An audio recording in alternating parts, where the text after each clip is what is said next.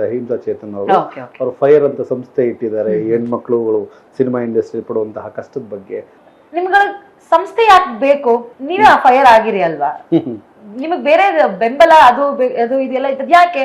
ನೀವೇ ಸ್ಟ್ರಾಂಗ್ ಆಗಿ ನಿಂತ್ಕೊಳ್ಳಿ. ಫಸ್ಟ್ ನೀವ್ ಎದ್ ನಿಂತ್ಕೊಂಡು ಮಾತಾಡಿದ್ರೆ ಡೇರಿಂಗ್ ಆಗಿ ಅವನಿಗೆ ಗೊತ್ತಾಗತ್ತೆ ಸ್ವಲ್ಪ ಸ್ಟ್ರಾಂಗ್ ಆಗಿದ್ದಾಳೆ. ಬಿಕಾಸ್ ತುಂಬಾ ಜನ ಈಗ ನನಗೆ ಹೇಳ್ತಾರೆ ಗಂಡು ಬಿರಿ ಗುರುವಳು, ಬಜಾರಿ ಗುರುವಳು. ನಾನ್ ನನ್ನ ಲೈಫಲ್ಲಿ ಕಲ್ತಿದ್ದೇನೋ ಗುರು, ನಂದು ಅಂತ ಒಂದ್ ಲಿಮಿಟ್ಸ್ ಇದೆ ನನಗೆ.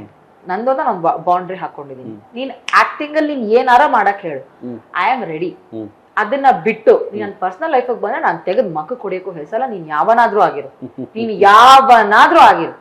ನಾನ್ ಹಿಂದೆ ಮುಂದೆ ನೋಡಲ್ಲ. ಪ್ರೊಫೆಷನಲಿ ನಾನ್ ತಪ್ಪ ಮಾಡಿ ನೀನ್ ನನ್ ಕಪಾಳ ಕೊಡಿ ನಾ ಹೊಡಿಸ್ಕೊತೀನಿ, ನೀನ್ ಮೆಟ್ಟೋರಿ ಹಂಗ್ ಹೊಡಿ ನಾ ಹೊಡಿಸ್ಕೊಂತೀನಿ. ನೀನ್ ಏನೋ ನಿನ್ ಸ್ಯಾಟಿಸ್ಫ್ಯಾಕ್ಷನ್ ಆಗ ನಾನು ಆಕ್ಟಿಂಗ್ ಮಾಡ್ಲಿಲ್ವಾ, ಅದು ಬರೋ ತನಕ ಬಿಡಬೇಡ. ನೀನ್ ಏನ್ ಶಿಕ್ಷೆ ಕೊಟ್ರು ನಾನು ಅನುಭವಿಸ್ತೀನಿ.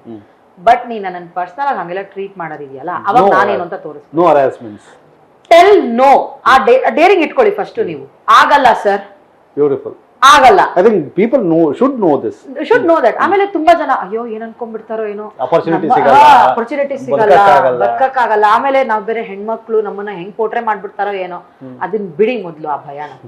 ನಮ್ಮ ವಿಜಯವಾಹಿನಿ ನ್ಯೂಸ್ ಚಾನೆಲ್ನಲ್ಲಿ ಪ್ರಮೋಷನ್, ಜಾಹೀರಾತು, ಅಡ್ವರ್ಟೈಸ್ಮೆಂಟ್ ನೀಡಲು ಸಂಪರ್ಕಿಸಿ 9535808456.